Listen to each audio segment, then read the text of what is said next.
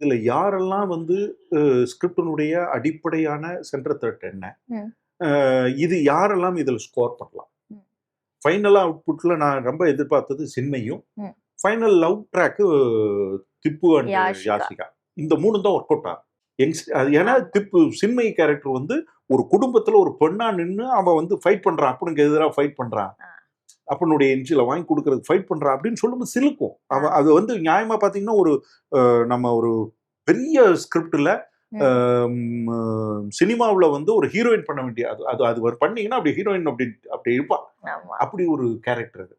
இப்ப எனக்கும் திப்புக்குமான ரிலேஷன்ஷிப் இந்த இந்த பையன் இவன் பையன் தானா இல்லையா அப்படிங்கிற அந்த அந்த ஸ்கிரிப்ட் வந்து ஒரு இன்ட்ரெஸ்ட். அது ஸ்கிரிப்ட்ல ஒர்க் அவுட் ஆகி அந்த அந்த suspense hidden agenda work out ஆகிட்டே வரும். ம். பிளஸ் அந்த பையனுக்கும் இவனுக்குமான அந்த அந்யோன்யம் ஃப்ரெண்ட்ஷிப்புடைய பையன் ஃப்ரெண்டுடைய பையன் அவனுக்கு கொடுக்குற வேல்யூ, ம். அவன் இவன் மேல வச்ச பாசம், இது வந்து ஸ்கிரிப்ட்ல ஒரு ரொம்ப ஒரு ஹாண்டிங்கா இருந்துகிட்டே இருக்கும்.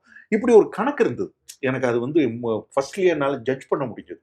அதனால இன்னும் சொல்லப் போனா அந்த ஒரிஜினல் ஸ்கிரிப்ட்ல இருந்து நம்ம இந்தியனைஸ் பண்ணி நம்ம லாங்குவேஜ் பண்ணும்போது நான் நிறைய எமோஷன்ஸ அவங்க டீல் பண்ணல. அந்த ஃபாதர் கேரக்டர் டீல் பண்ணாம இருந்தது. ஏன்னா அது வந்து அவங்களுடைய கல்ச்சருக்கு அது ஒரே மீட்டர்ல இருக்கும். நான் நமக்காக ஏகப்பட்ட எமோஷன்ஸ நான் டீல் பண்ணேன். என்ஹான்ஸ் பண்ணேன். ஆமா. பர்சனலாவே வந்து நான் இந்த இந்த மூடு இது, அந்த மூடு இது, இந்த மூடுக்கு இது பண்ணணும். இந்த இடத்துல ஒரு இந்த டிராமா ஒர்க் அவுட் ஆகணும். அந்த இடத்துல அந்த டிராமா ஒர்க் அவுட் இப்படி நிறைய விஷயங்கள் ஒர்க் அவுட் பண்ணோம். அதனால நான் 100% நான் அந்த ஸ்கிரிப்ட எதிர்பார்த்தேன். ஆஹா.